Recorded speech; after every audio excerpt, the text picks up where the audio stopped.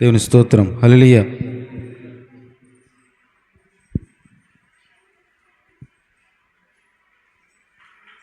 ఎకరా ఓరన్న రక్షణ పడవా, చక్కగా మోక్షానికి చేర్చేటినావా. ఎకరా ఓరన్న రక్షణ పడవా, చక్కగా మోక్షానికి చేర్చేటినావా. ఎకరా ఓరన్న రక్షణ పడవా, చక్కగా మోక్షానికి చేర్చేటినావా. ఎకరా ఓరన్నా.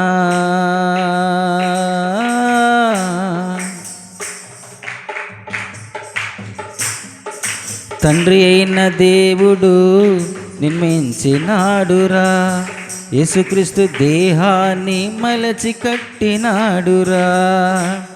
తండ్రి అయిన దేవుడు నిర్మించినాడురా, యేసుక్రీస్తు దేహాన్ని మలచి కట్టినాడురా. పరిశుద్ధ రక్తంతో సిద్ధమైన పడవరా,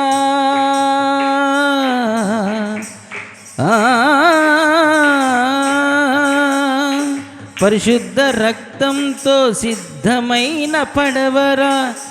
దరి చేర్చగలిగిన ఏకైక నావరా, దరి చేర్చగలిగిన ఏకైక నావరా. ఎకరా ఓరన్న రక్షణ పడవా, చక్కగా మోక్షానికి చేర్చేటినావా. ఎకరా ఓరన్నా.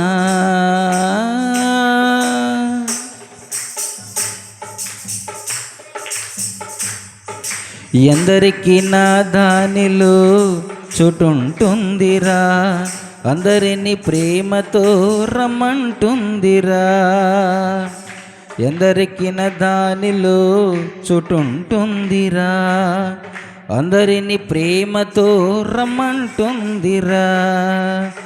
నిత్య జీవాన్నిచ్చే నిజమైన పడవరా,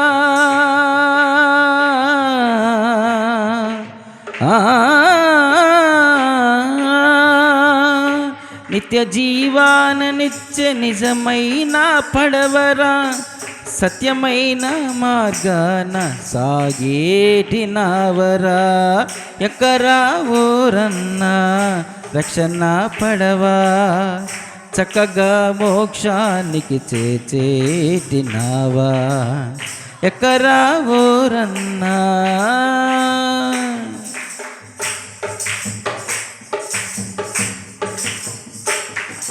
శాపాలు పాపాలు దానిలోకి చేరవురా, చావు భయమే అందు మరి ఉండబోదురా. శాపాలు పాపాలు దానిలోకి చేరవురా, చావు భయమే అందు మరి ఉండబోదురా. శిక్ష నుండి తప్పించే మహిమ గల పడవరా,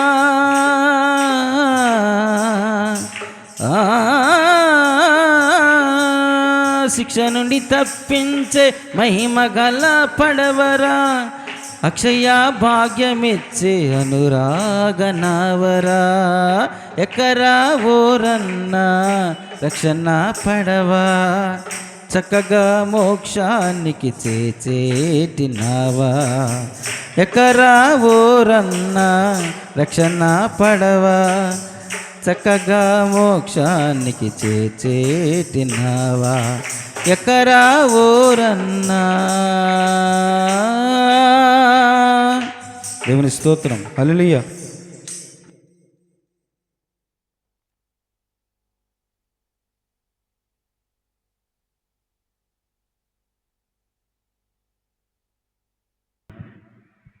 గడిచిన కాలమంతా కృప చూపి సంరక్షించిన తండ్రి అయిన దేవునికి ప్రత్యేక స్తుతులు చెల్లిస్తున్నాను.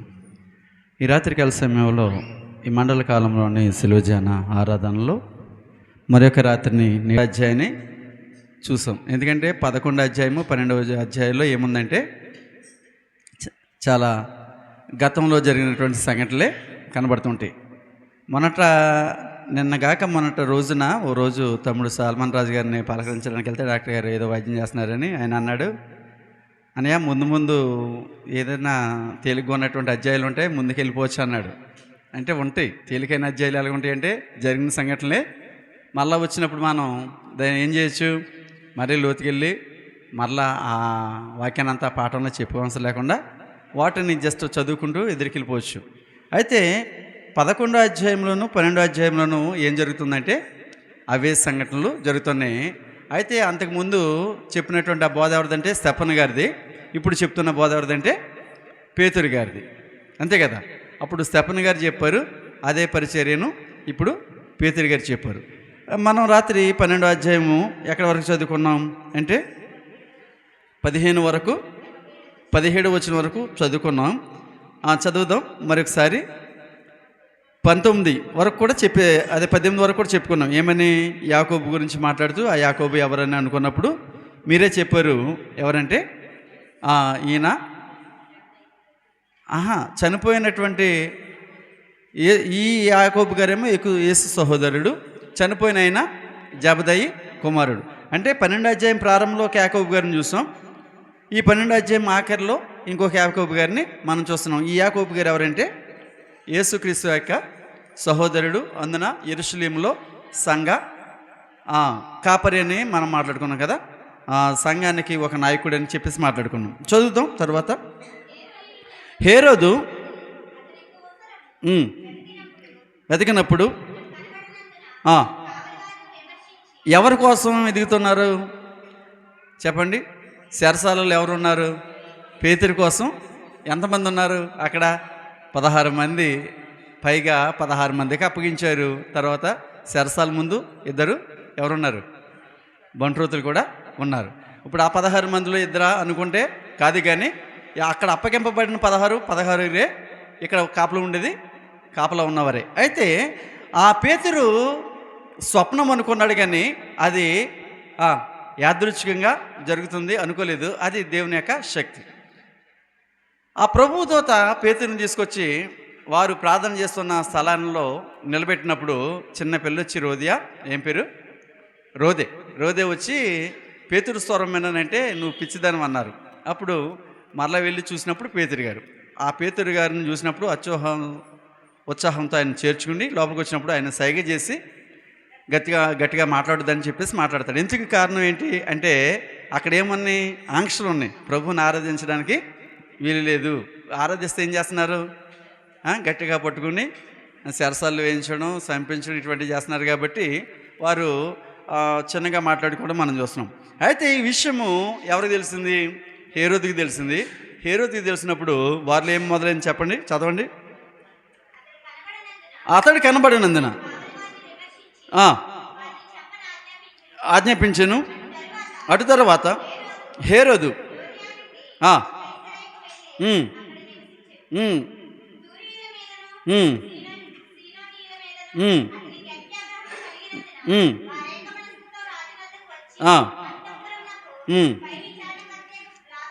బ్లాస్తును తమ పక్షంగా చేర్చుకుని సమాధాన పడవలనని వేడుకొనిరి. వినండి, ఇక్కడ ఏం జరుగుతుందంటే మరలా పేతురు గారు అయితే తనకు తానుగా బయటికి రాలేదు కదా. జరిగింది ఏంటి? ఒక దూత వచ్చి, ఎందుకంటే పేతురు గారు ఆ సంఖ్యలు తీసుకెళ్ళాడు కదా. రెండోది బయట ఏమైపోయి ఉంది? తాళం వేయబడి ఉంది. 3 రావణ వారు కావాలి ఉన్నారు. చూడండి, ఇవన్నీ తన వల్ల జరిగే కాదు, అర్థమైపోతుంది కదా. పోనీ ఎవరన్నా వెళ్ళారంటే ఎవరు వెళ్ళడానికి కూడా లేదు. ఎందుకు లేదంటే అక్కడ ఉన్నటువంటి వారు రావణ వారు ఉన్నారు, వారిని ఎదిరించి వెళ్ళడానికి కూడా లేదు కదా. కాబట్టి ఇదంతా జరిగినప్పుడు కేవలము పరిశుద్ధాత్మ దేవుడే కార్యం చేశాడు తప్ప మనుషులు ఎవరు కాదని చెప్పేసి ఎవరికి సమాధానం పంపిస్తున్నారు? బ్లాస్తు అనేటువంటి ఒక అధికారిని వారి పక్షంగా చేసుకుని సమాధాన పడవలనని వేడుకొనిరి. ఎందుకనగా రాజు యొక్క దేశం నుండి వారి దేశంకు ఏమేమొస్తుందంటే గ్రాసము అంటే వారికి తినడానికి కావాల్సినటువంటి ఆహార పదార్థాలు ఇటువంటివన్నీ వస్తున్నాయి కాబట్టి ఆయన సమాధానపరచడానికి సమర్థుడు అనేటువంటి యోచన వారు కలిగి ఆ సందర్భాన్ని మనం చూస్తున్నాం. చదువుదాం. నియమింపబడిన దినమందు హేరోదు రాజవస్త్రము ధరించుకొని న్యాయపీఠం మీద కూర్చుండెను. ఈ సంఘటనలన్నీ ఎవరి కాలంలో జరుగుతున్నాయి? ఏ చక్రవర్తి కాలంలో జరుగుతున్నాయి అన్నాడు? క్లౌదియా చక్రవర్తి అన్నాడు కదా. ఈ సంఘటనలన్నీ కూడా ఏ చక్రవర్తి కాలంలో జరుగుతున్నాడు? క్లౌదియా చక్రవర్తి అని చదివాం కదా. క్లౌదియా చక్రవర్తి కాలంలో అంటే చక్రవర్తి క్లౌదియా, కానీ హేరోదు రాజు ఎవరు? ఆ రోమా ఆ ప్రాంతాన్ని పరిపాలిస్తున్నటువంటి రాజు.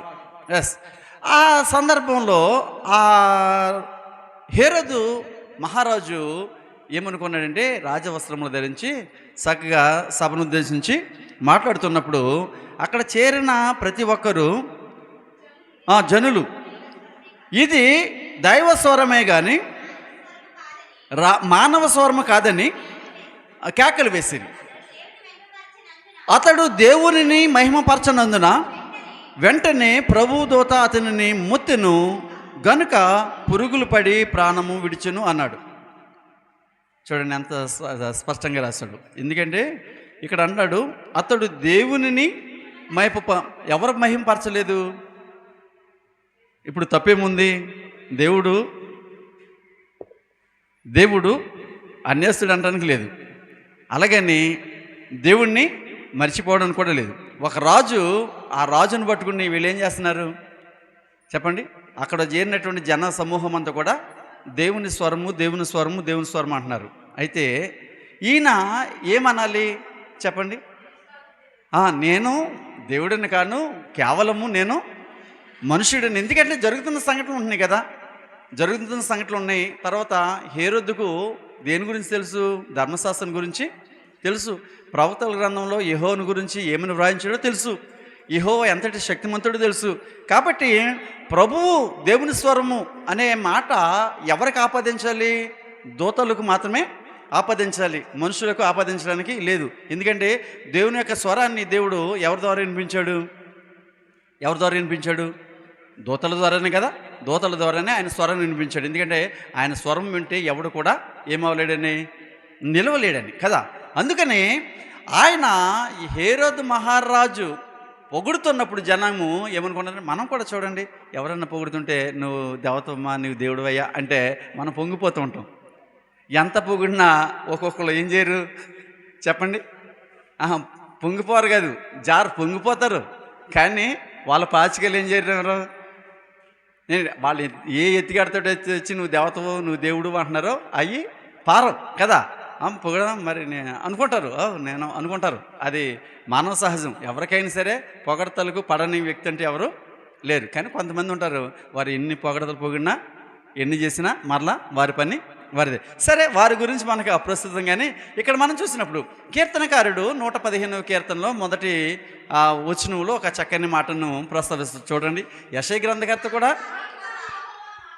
మాకు కాదు యెహోవా, మాకు కాదు నీ కృపాసత్యములను బట్టి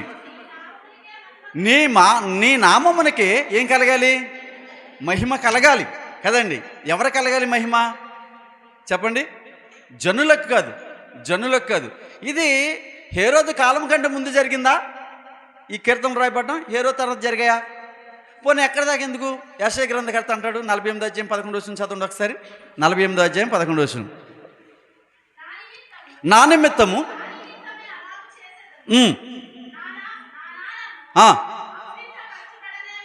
నా నామము అపవిత్రపరచబడనేలా నా మహిమకు నేను ఎవనికిని ఇచ్చువాడను కాను అని ఎవరి ద్వారా రాయించారు?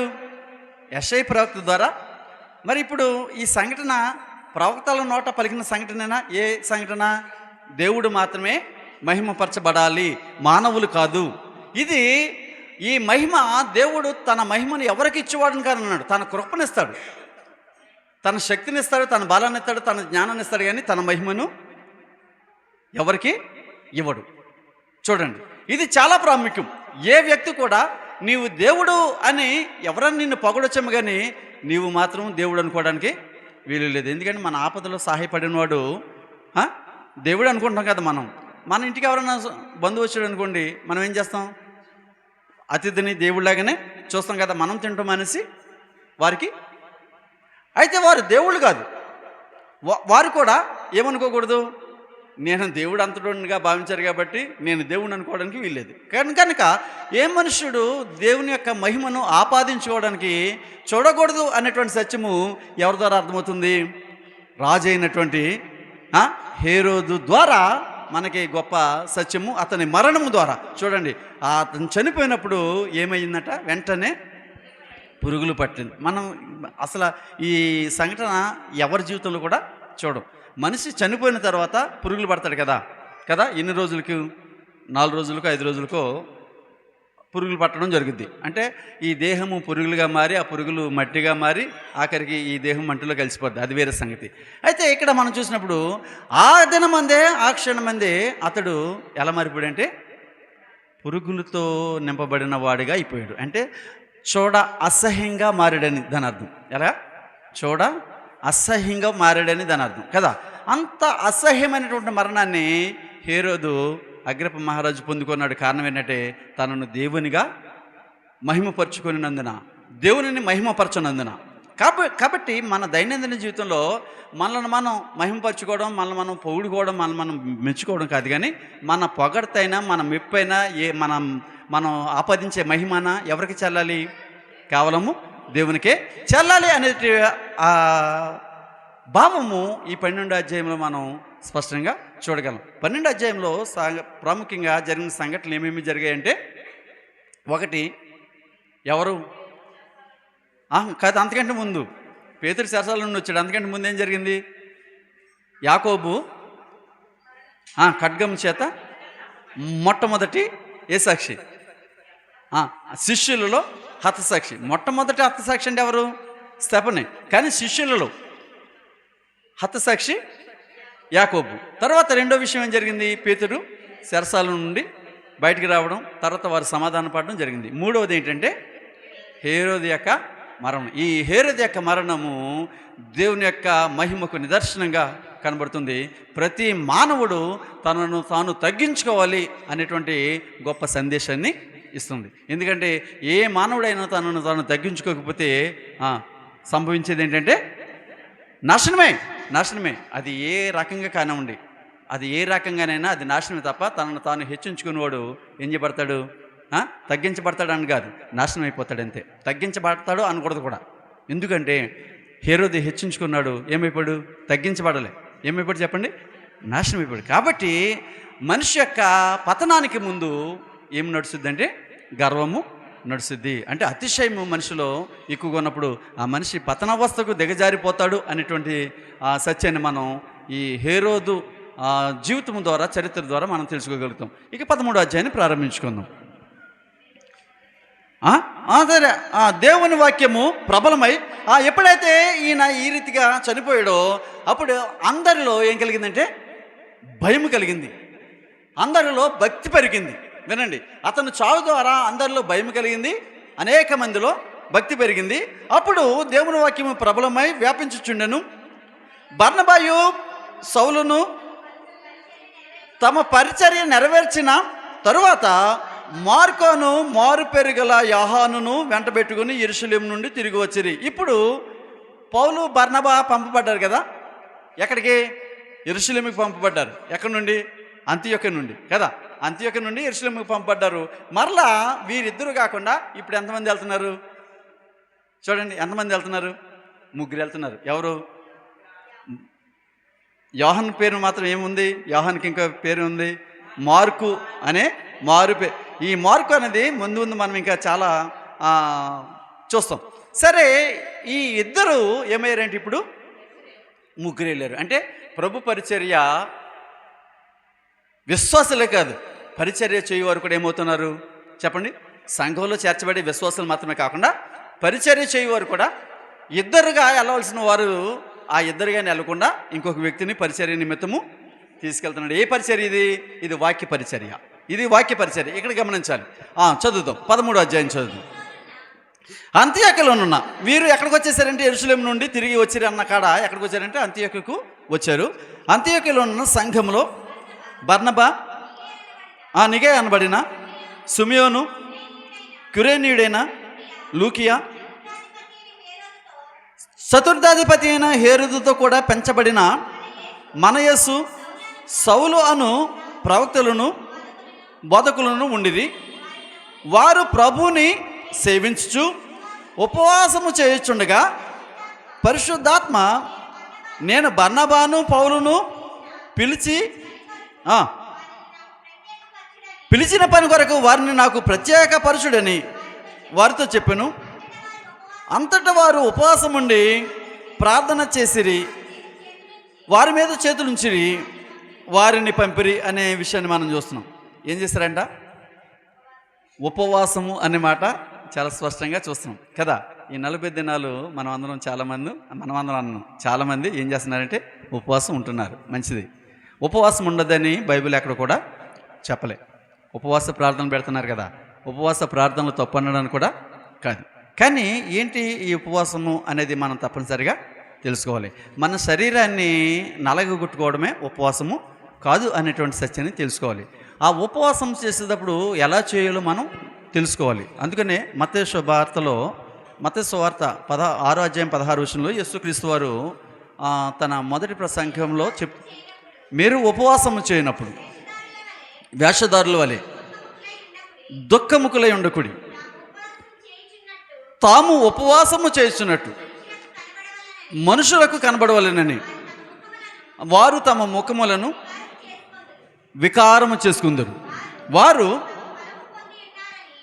తమ ఫలము పొంది ఉన్నారని నిశ్చయముగా మీతో నేను చెప్పుచున్నానని చెప్తాడు. అంటే ఉపవాసం చేసేటప్పుడు ఎలా చేయాలి అని చెప్తున్నాడు చెప్పండి. వేషధారుల వలె చేయడానికి వీలులేదు. ఉపవాసం అనే పేరుతో ఏం మానేస్తాం మనం? కేవలము ఆహారం మాత్రమే మానేస్తాం. గమనించండి, ఉపవాసం అనే పేరుతో కేవలం ఆహారం మాత్రమే మానేసి అదే కడుపులోకి ఏం పంపిస్తాం? ఆహారం కంటే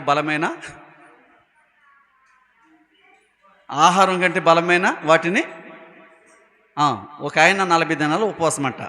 ఆ 40 దినాలు ఉపవాసం తర్వాత త్వరలాగా ఉంటాడు తప్ప కనీసం బక్కబలచగా ఉండడు.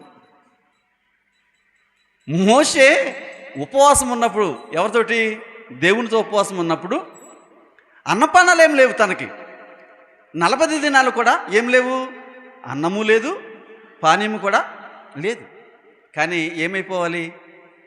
40 రోజులు ఆహార నియమాలకు దూరంగా ఉంటే, మంచినీరు కానీ ఆహారం కానీ ఏమీ కడుపులోకి పంపకపోతే ఏమైపోతాడు? స్కెల్టన్ అయిపోతాడు కదా. ఇప్పుడు హేరోదు అన్నం కదా, పురుగులు పడి చనిపోయినట్టుగా చూస్తాం. కానీ ఆ మనిషి దగ్గర ఆ పురుగులు పడతాం కూడా చూడం. ఎందుకంటే 40 దినాలు ఉపవాసం ఉన్నవాడు 3వ రోజున, 4వ రోజున, 5వ రోజున, 6వ రోజున, 9వ రోజున, 11వ రోజున ఏమవుతాడు? చనిపోతాడు. లేకపోతే 18 రోజుల తర్వాతైనా చనిపోతాడు. 20 రోజులకి చనిపోతాడు. 20 రోజుల తర్వాత బ్రతకడు. ఆ మిగతా 20 రోజులు ఏమైపోతాడు? ఆ శరీరం ఏమైపోతుంది చెప్పండి? ఎండిపోద్ది కదా. ఎముకలు, మాంసము అంటే ఇవేమీ ఉండవేక మిగతా 20 రోజులు. కానీ మరి ఇప్పుడు ఉపవాసం ఉంటున్నటువంటి సేవకులు ఎలా ఉంటున్నారు?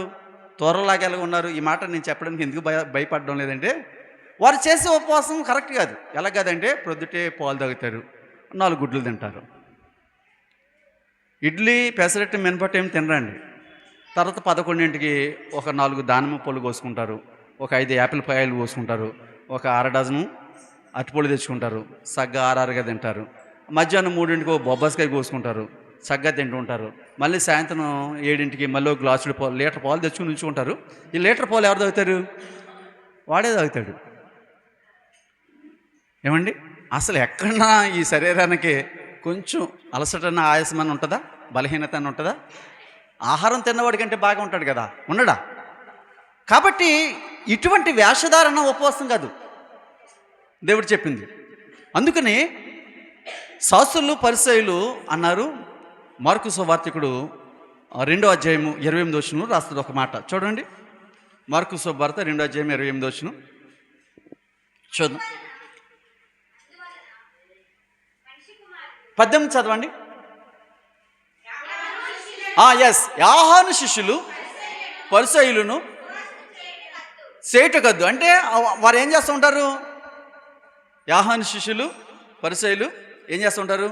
ఉపవాసం అప్పుడప్పుడు చేస్తూ ఉంటారు, ఉపవాసం చేస్తూ ఉంటారు, మేము చూస్తున్నాం. కానీ నీ శిష్యులు ఎందుకు ఉపవాసం చేయరని అడుగుతాడు. చదవండి ఆ మాట.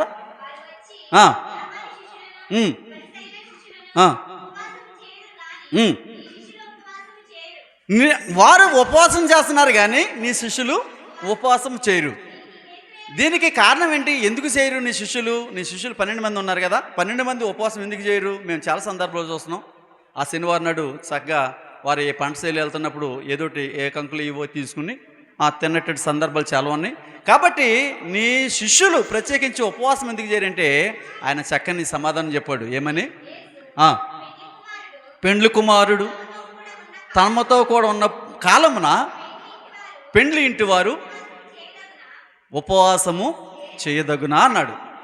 వినండి, అంటే పెండ్లి కుమారుడు తనతో ఉన్నప్పుడు, వారితో ఉన్నప్పుడు పెండ్లి ఇంటి వారు ఏం చేయరు చెప్పండి? చక్కగా శ్రేష్టమైన భోజన పదార్థాలను తింటారు కదా. అంటే ఇప్పుడు ఎవరు మనతో ఉన్నారు అంటే పెండ్లి కుమారుడు వారితో ఉన్నాడు కాబట్టి, ఎవరు? యేసుక్రీస్తు రక్షించువాడు ఆయనతో ఉన్నారు కాబట్టి, వారితో ఉన్నారు కాబట్టి వారికి దీంతో పని లేదు, ఉపవాసంతో పని లేదు.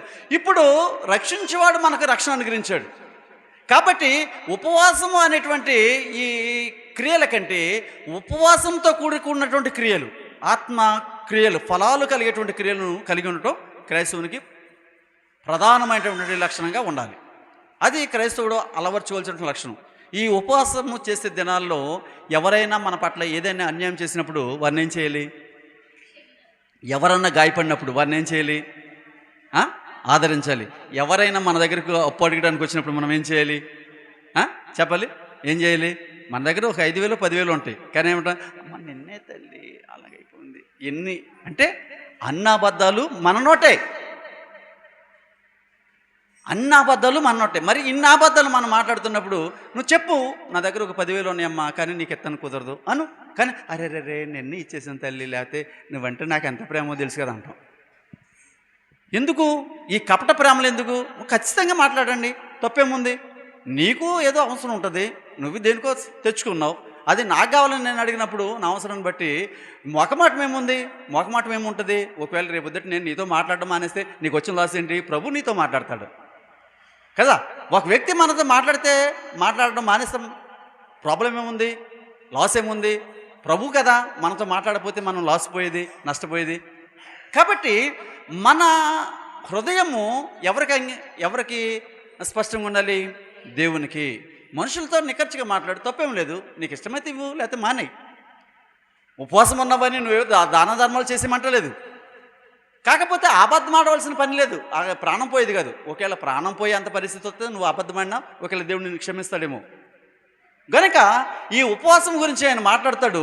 అయితే వీరు ఉపవాసం ఉన్నది దేని కొరకంటే ఒక పరిశుద్ధ కార్యక్రమాన్ని కొనసాగించడానికి. అది బాగా గమనించండి.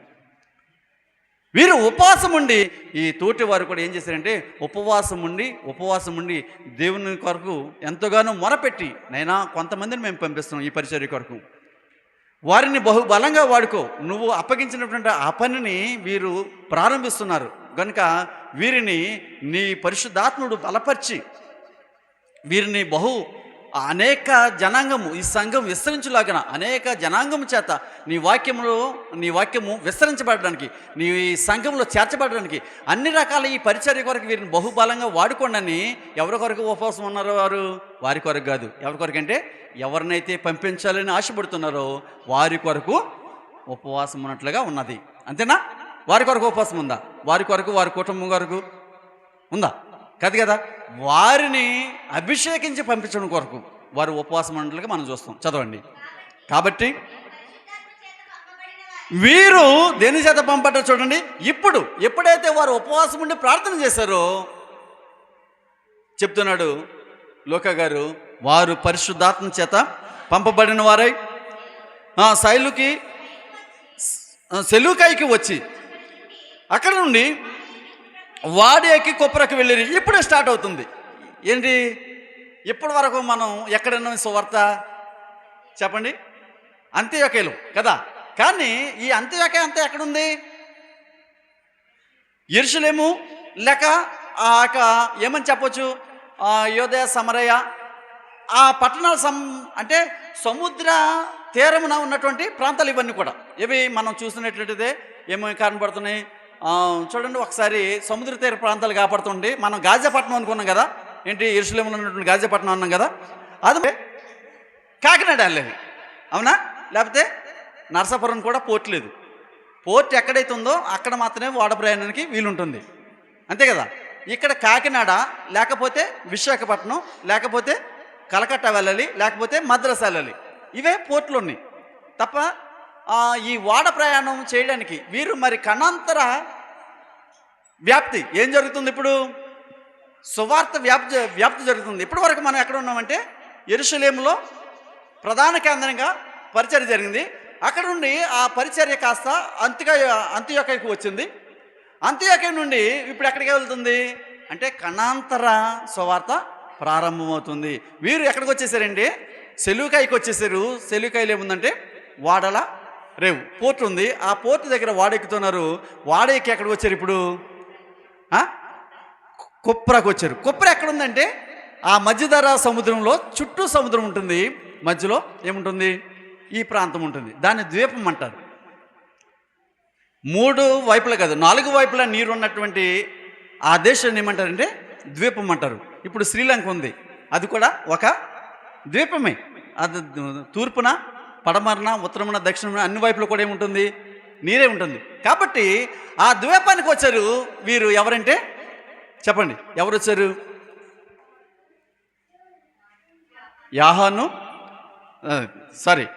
బర్నబా, పౌలు, అంతే కదా. ఎవరెవరు వచ్చారు ఇక్కడికి? చదవండి. వారు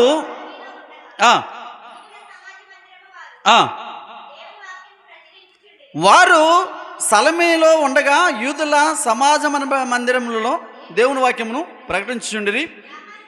యాహాను వారికి ఉపచారము చేయుచుండును. ఎవరు యాహాను అంటే ఇందాక ఎంట పెట్టుకుని వచ్చారు కదా, రైట్. ఇందాక ఎంట పెట్టుకుని వచ్చిన అతను ఏం చేస్తున్నాడంటే ఇప్పుడు ఈ పరిచర్యలో భాగమవుతున్నాడు. గమనించండి, ఈ మార్కు కూడా ఇప్పుడు ఏం చేయబడ్డాడు చెప్పండి? అభిషేకించబడ్డాడు. అబ్బా, ఎంతటి గొప్ప! ఒక సాధారణమైన వ్యక్తి ఏం చేయబడుతున్నాడంటే ఎప్పుడైతే తనను తాను ప్రభువుకు అర్పించుకున్నాడో అప్పుడు ఆ మనిషి, ఆ వ్యక్తి అసాధారణమైనటువంటి వ్యక్తిగా రూపాంతరం చెందుతున్నాడు. ఒకప్పుడు ఏమి చేయలేని వ్యక్తి ఇప్పుడు బహు బలవంతుడిగా, బలమైన సాధకంగా వాడబడుతున్నాడు. ఈయన ఏం చేస్తున్నాడంటే పరిచర్య చేస్తున్నాడు. చదువుదాం. వారు ఆ ద్వీపం మందంతటా సంచరించి పాపు అని ఊరికి వచ్చినప్పుడు, ఊరి పేరు ఏం పేరు? పాపు. గమనించండి, పాపు అనే ఊరు ఉంది. పేర్లు చూడండి ఎంత విచిత్రంగా ఉంటాయో. అబ్రహాం యొక్క మొదటి ఊరి పేరు ఏం పేరు? ఏం పేరు? ఊరి పేరు మొదటి పేరు చెప్పండి. ఎక్కడున్నప్పుడు దేవుడు ఆయన్ని పిలిచాడు? కల్దీలో ఉన్నప్పుడు కదా. ఆ కల్దీకి ఇంకొక పేరు ఏంటంటే ఊరు. పేరే ఊరు. ఏంటండి, పేర్లు చాలా విచిత్రంగా ఉంటాయి. మనం బైబిల్ని క్షుణ్ణంగా అధ్యయనం చేస్తుంటే చాలా విషయాలు మన హృదయాన్ని అత్తుకుంటాయండి. చాలా విషయాలు మన హృదయాన్ని అత్తుకుంటాయి. ఎందుకంటే ఈ 40 దినాల ప్రయాణం అదే. మనం బైబిల్కి దగ్గరగా బ్రతకడానికి, బైబిల్ వాక్యాలను సునిశ్చితంగా పరిశీలన చేయడానికి నిరంతరము ప్రతిరోజు చూడండి. ఒక్కొక్క వ్యక్తి ఖాళీగా ఉన్నప్పుడు ఏం చేద్దాంలే రేపటి పాఠం ఏంటో, లేకపోతే ఇవాళ చెప్పే పాఠం ఏంటో అని చదువుతాం కదా. మీరు అలా చదువుతున్నారు కాబట్టి నాతో పాటు మీరు ఏం చేయగలుగుతున్నారు? ఫాలో అవుతున్నారు. మరి వారానికి ఒకసారో నెలకు ఒకసారో గుడికి వచ్చామనుకోండి, చెప్పేది అర్థం అవుతుందా? అతను ఏం చెప్తున్నాడు? పని ఏదో వెళ్ళాము, మనం ఇవ్వాల్సింది ఏదో ఇచ్చేసాము, వచ్చేసాము, మనకు రావాల్సిన పుణ్యం వచ్చేస్తుంది అనుకుంటే నథింగ్. నువ్వు ఇవ్వాల్సింది ఇచ్చినా నీకు పుణ్యము రాదు. ఎందుకు రాదంటే ప్రభు యొక్క వాక్యము ఏమని చెప్తుంది?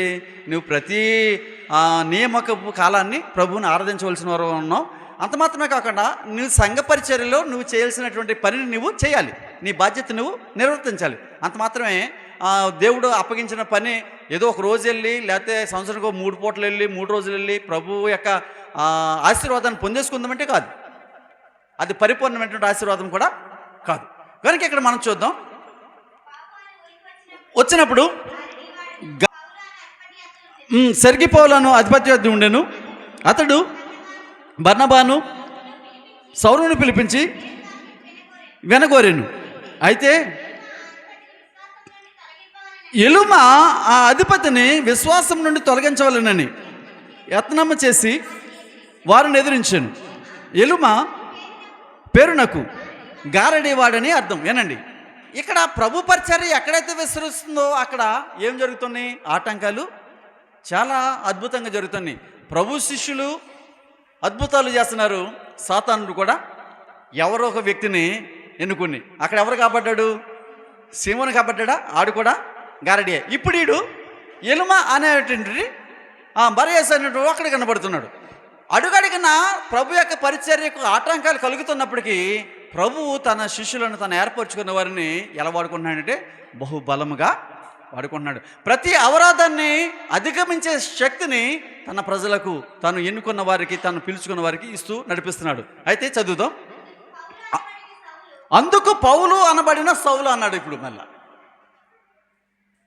ఏమన్నాడు చెప్పండి? పౌలు అనబడిన సౌలు. ఏనండి, ఈ సౌలు పౌలు అదే చాలా సందర్భాలు చెప్పినప్పుడు సౌలు పౌలుగా మారిపోయాడు అనక్కర్లేదు. అర్థమైందండి? సౌలను ఉపయోగించిన పౌలను ఉపయోగించిన ఒకటే పేరు. అయితే ఈయన రోమా ప్రాంతమంతటి కూడా పరిచర్య చేస్తున్నాడు కనుక అంతటి ఉన్నత స్థితిని తగ్గించుకుని ఆయన తన పేరుకు తగినట్టుగా ఏం చేశాడు? రూపాంతరం చెందాడు కనుక ఆయనను పౌలుగా పిలిచాడు. అంటే చిన్నవాడిగా. ఇంకొక అర్థం ఏంటంటే ఒక మాటలో చెప్పాలంటే ఆఖరణ వచ్చిన వాడిగా. అపోస్తులలో ఆఖరణ అంటే అందుకనే తాను చిన్నవాడిగా ఎంచుకుంటాడు. తాను చిన్నవాడిగానే చెప్పుకుంటాడు. ఆ మిగిలిన అపోస్తుల అందరికంటే కడమ నేను పిలవబడ్డానని చెప్తాడు. కాబట్టి తనను తాను కనబరుచుకోవడంలో ఏనాడు కూడా అధికునిగా కనబరుచుకోలేదు. ఎప్పుడు కూడా తను తగ్గించుకునే కనబరుచుకున్నాడు కనుక పౌలు చేత దేవుడు విశేషమైనటువంటి అద్భుతాలు పరిచర్యను కొనసాగించాడు. చదువుదాం.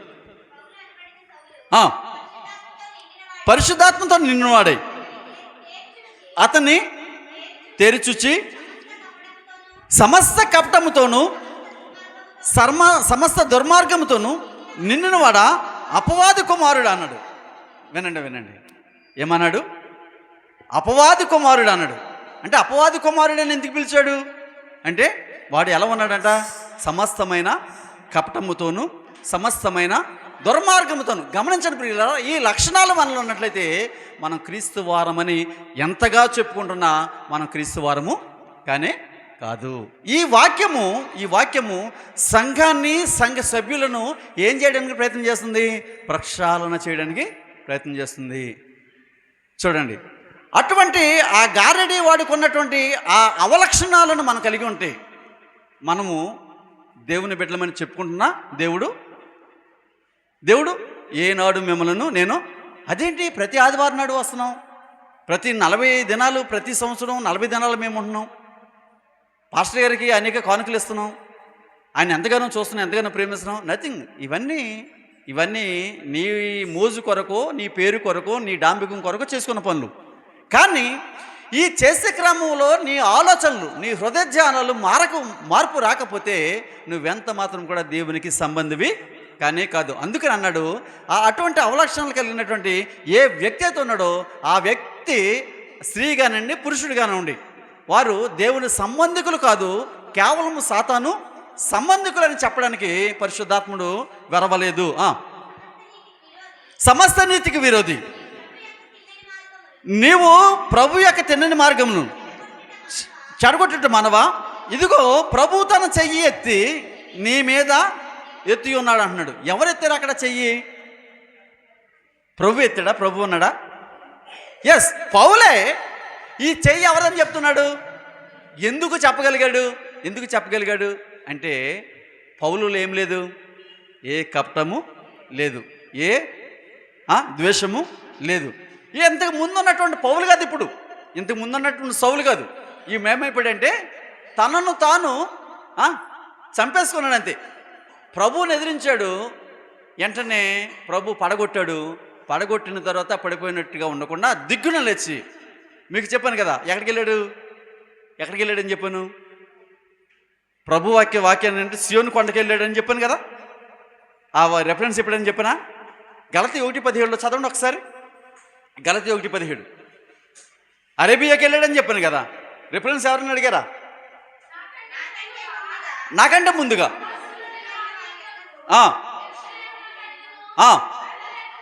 యెరూషలేముకైనా వెళ్ళలేదు, కానీ వెంటనే అరేబియా దేశంలోకి వెళ్ళి తిని పిమ్మట మరలా దమస్కు పట్టణానికి తిరిగి వచ్చాను. అదే అంటున్నాడు. ఆ అరేబియా ఏంటంటే 4:25 చదవం కదా. గలతీ 4:25 సియోను కొండ అని చెప్పేసి మాట్లాడాడు కదా. ఆ సియోను కొండకి వెళ్ళి నేర్చుకున్నాడు. ఈ నేర్చుకున్నటువంటి వ్యక్తి దేవుని చేత, యెహోవా చేత ప్రబోధించబడ్డాడు, క్రీస్తు రక్తము చేత కడగబడ్డాడు, పరిశుద్ధాత్మ అభిషేకము తనకుంది. గనుకనే అన్నాడు, ఆయన చెయ్యెత్తి ఇదిగో నీ మీదకి ప్రభువు చెయ్యి ఎత్తుచున్నాడు అన్నాడు. ఇంతటి అందుకనే పౌలు తన ప్రసంగాలలో సర్వసభ్య సమాజానికి రాస్తున్నటువంటి లేఖలలో అంటాడు, నేను క్రీస్తును పోలి నడుచుకున్నాను. అంత ధైర్యంగా చెప్పగలిగినటువంటి ఏకైక వ్యక్తి ఒక పౌలు మాత్రమే. తన శిష్యులు కూడా ఆ మాటను చెప్పలేకపోయారు. ఎందుకంటే ధర్మశాస్త్రాన్ని అనుసరించినప్పుడు ధర్మశాస్త్ర గ్రంథమందు నిష్ఠ ప్రావీణ్యం కలిగిన వాడుగా ఉన్నాడు, బహు నిష్ఠుడిగా ఉన్నాడు. ధర్మశాస్త్రాన్ని అవపోషణ పెట్టిన వాడిగా ఆ క్రియలను జరిగించిన వాడుగా ఉన్నాడు. ధర్మశాస్త్రాన్ని విడిచిపెట్టిన తర్వాత, క్రీస్తు రక్తం చేత కడగబడిన తర్వాత క్రీస్తుకు మాదిరిగా బ్రతుకుతున్నాడు. ఈ లోక ఆశలను త్యజించి తనకున్న వాటిని అన్నిటిని విడిచిపెట్టి ప్రభు పరిచర్యలు ముందుకు సాగిపోయి జీవ కిరీటాన్ని పొందుకునేటువంటి గొప్ప మహిమను ఆపాదించుకున్నాడు. కనుకనే నేను క్రీస్తును పోలి నడుచుకున్న ప్రకారం మీరు నన్ను పోలి నడుచుకోండి సంఘానికి హెచ్చరికలు చేశాడంటే కారణం ఏంటంటే అతనిలో ఎటువంటి సాతాను ఛాయలు అతనిలో లేవు. సాతానుడు ఎంత బంధించాలనుకున్నా, ఎంత అతనిని శ్రమ పెట్టాలనుకున్నా సాతానుకు చిక్కకుండా ప్రభు యొక్క హస్తములో బంధించబడిన వ్యక్తి ఎవరైనా ఉన్నాడంటే అది కేవలము పౌలు మాత్రమే. చదువుతుంది, చెయ్యెత్తి ఉన్నాడు, నీవు కొంతకాలము ఎలాగా గ్రుడ్డివాడవై సూర్యుని చూడకుందువని చెప్పాను. వెంటనే వినండి ఎంతటి శక్తి ఉందో. వెంటనే వాడికి ఏం కలిగిందంట, నువ్వు సూర్యుని చూడకుండా ఉంటావంటే వెంటనే మరి ఇంకా లేట్ ఏమైనా ఉందా? ఆ మాట డెలివరీ అయింది. డెలివరీ అయిన మరుక్షణమే అతను చెవులకు వెళ్ళింది. అతను చెవులకు చేరిన మరుక్షణమే అతడు ఏం చేయమైపోయింది, అతని కళ్ళకు చీకటియు మబ్బును కమ్మెను. అతడు తిరుగుచు నడిపింతురా అని వెతుకుచుండెను. అంతటా అధిపతి జరిగిన దానిని చూచి ప్రభు బోధకు ఆశ్చర్యపడి విశ్వసించెను అన్నాడు. అంటే ఒక వ్యక్తి ప్రభు యొక్క వాక్యాన్ని విశ్వసించడానికి, ఆ వ్యక్తి సమర్థుడైతే అనేక మందికి చాటి చెప్తాడు అనేటువంటి సందర్భం కలిగినప్పుడు దేవుడు గొప్ప గొప్ప కార్యాలు చేస్తున్నాడు అనేటువంటి సందర్భం మనం చూడగలుగుతాం. ఆ వ్యక్తి నిజంగా అలా అడ్డగించకపోతే, అలా అడ్డగించిన అతనిని ఈ పౌలు గారు శపించడం సరిపోతాడా? సరిపడు కదా. అలా శపించడం ద్వారా, అతను అడ్డగించడం ద్వారా శపించబడ్డాడు. శపించబడడం ద్వారా అక్కడ ప్రభు యొక్క కార్యం జరిగింది. ఆ ప్రభు యొక్క కార్యం జరిగినప్పుడు ఏం జరిగిందంటే ఆశ్చర్యపడి, ఎవరు ఆశ్చర్యపడ్డారు? ప్రభు బోధకు ఆశ్చర్యపడి ఏ అధిపతి అంతటా అక్కడ ఉన్నటువంటి అధిపతులు ఎవరైతే ఉన్నారో వారందరూ ప్రాముఖ్యంగా ఆ యొక్క కార్యానికి ఏం చేసేసారంటే మన విభ్రాంతి పొందారు, విస్మయం పొందారు అని చెప్తున్నాం కదా. ఇలాగా ఆశ్చర్యపడి చదవండి. తరువాత పౌలును అతనితో కూడా ఉన్నవారును వాడు ఎక్కి పాపు నుండి బయలుదేరి అచ్చట యాహాను వారిని విడిచిపెట్టి యెరూషలేమునకు తిరిగి వెళ్ళాను. అప్పుడు వారు పిసిదియాలోనున్న అంతియోకికి వచ్చి ఇప్పుడు ఇంకొక అంతియోకికి వచ్చేసారు. ఏ అంతియోకియా? ఇప్పుడు పిసిదియాలో ఉన్నటువంటి అది ఇప్పుడు నిన్న మీకు చూపించాను కదా, లవోదికయ ఆ సంఘాల్లో చూపించాం కదా, అక్కడ ఉన్నటువంటి అంతియోకియకు వారు రావడం జరిగింది. చూసారా, 2 అంతియోకియలు కనబడుతున్నాయి. మొదట యెరూషలేము ప్రదేశం అంతటా జరిగినటువంటి సువార్త ఏ అంతియోకికి వచ్చింది? యెరూషలేము పరిసర ప్రాంతాల్లో ఉన్నటువంటి అంతియోకికి వచ్చింది. కైసరయ దగ్గర ఉన్నటువంటి అంతియోకికు. అక్కడ నుండి ఇప్పుడు ఎక్కడికి వచ్చేసిందంటే పిసిదియలో. ఇప్పుడు మనం ప్రధానంగా చూడాల్సింది ఏంటంటే, నేను వాక్యాన్ని ముగిస్తాను. ప్రధానంగా చూడాల్సింది ఏంటంటే, ఇప్పటి వరకు సంఘములో అక్కడక్కడ ఎవరు చేరారంటే మొట్టమొదట యూదులు చేరారు. తర్వాత ఇప్పుడు ఎవరు చేరుతున్నారు? 12 అధ్యాయం కాడ నుంచి చెప్పండి. అన్యులు చేరుతున్నారు. అంటే ఈ సంఘంలో ఇప్పుడు 2 జాతుల కలయిక ఉంది. ఒకటి యూద జాతి, 2 అన్యుల జాతి. ఈ యోధా జాతి, అన్యుల జాతి ముందు మన కాలం వచ్చేసరికి ఒకే జాతిగా పిలబడుతుంది. ఇది మనం చూస్తున్నటువంటి కార్యక్రమం. కానీ ఒకప్పుడు ఈ సంఘంలో మొట్టమొదట యూదులు ఉన్నారు క్రీస్తు సంఘంలో. తర్వాత ఎవరు ఉన్నారంటే అన్యులు ఉన్నారు. ఇప్పుడు అన్యుల కలయిక, అన్యుల రాక మనం చూస్తున్నాం. చదువుదాం, నేను వాక్యాన్ని ముగిస్తాను. విశ్రాంతి దినమందు సమాజ మందిరమునకు వెళ్ళి కూర్చుండిరి.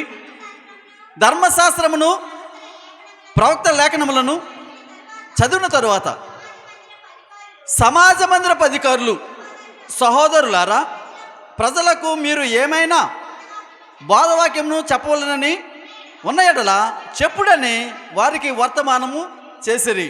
అప్పుడు పౌలు నిలువబడి సేయసాగి చేసి ఇట్లు, ఎవరు అడుగుతున్నారు? ఇప్పుడు ఎవరు అడుగుతున్నారు వాక్యం చెప్పమని?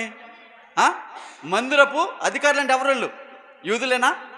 మందిరపు అధికారులు అంటే ఎవరు ఉంటారంటే తప్పనిసరిగా యూదులే. ఎందుకంటే అప్పుడు యూదులకే మందిరాలు ఉన్నాయి, ఎవరికి లేవు. ఇంకా అన్యులకు మందిరాలు లేవు. ఎందుకంటే మొట్టమొదటిగా చేరారు కదా. ఎవరు అంత్యోక్యలో మొట్టమొదటిగా శిష్యులు చేర్చబడి వారే మాత్రమే క్రైస్తవులు అనబడిరు అన్నారు కదా. ఇప్పుడు అప్పుడే చేరిన వారికి ఏముండదు, మందిరం ఉండదు కదా. కానీ మందిరం ఎవరికి ఉంది? యూదులకు సమాజ మందిరాలు, గొప్ప మందిరాలు ఉన్నాయి. ఆ మందిరంలో ఎవరు మాట్లాడుతున్నారంటే అధికారులు అంటున్నారు, సహోదరులారా, మీరేమైనా బోధ చేయాలి అనుకుంటే మీరు బోధ చేస్తే మేము వినడానికి సిద్ధంగా ఉన్నాం. చూడండి, ఇప్పుడు యూదులలో గొప్ప మార్పు కలిగింది. ఇప్పుడు యూదులతో పాటు అన్యులు కూడా ఈ మందిరంలోకి వస్తున్నారు. ఈ మందిరము యోధా సాంప్రదాయం నుంచి ఎక్కడికి వచ్చేస్తుందంటే అన్యుల సాంప్రదాయానికి, సాంప్రదాయానికంటే అన్యుల మధ్యకు వస్తుంది. ఈ పరిశుద్ధ దేవాలయంలో ప్రవేశించేటువంటి అర్హత మనం 3వ అధ్యాయంలో చదివాం. ఎవరిని? పగలు ఇంచుమించు 3 గంటలప్పుడు చదివాం కదా. ఎవరు వచ్చాడు?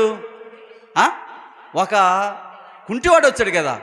ఆ కుంటివాడు ఎక్కడికి వచ్చాడంటే విలపట ఉన్నవాడు దేవాలయంలోనికి వచ్చాడు. దేవాలయంలోకి రావడము దేన్ని సూచిస్తుందంటే అన్య జాతి యొక్క ప్రవేశాన్ని సూచిస్తుంది. కాబట్టి ప్రియులారా, ఈ రోజు నుండి మరి చాలా కొద్ది దినాల్లో ఈ వాక్యాన్ని ముగించడానికి ప్రయత్నం చేస్తాం. ఇప్పుడు 13వ అధ్యాయంలో పౌలు గారి మొదటి ప్రయాణ మిషనరీ యాత్ర ప్రారంభమైంది. తలలోంచండి.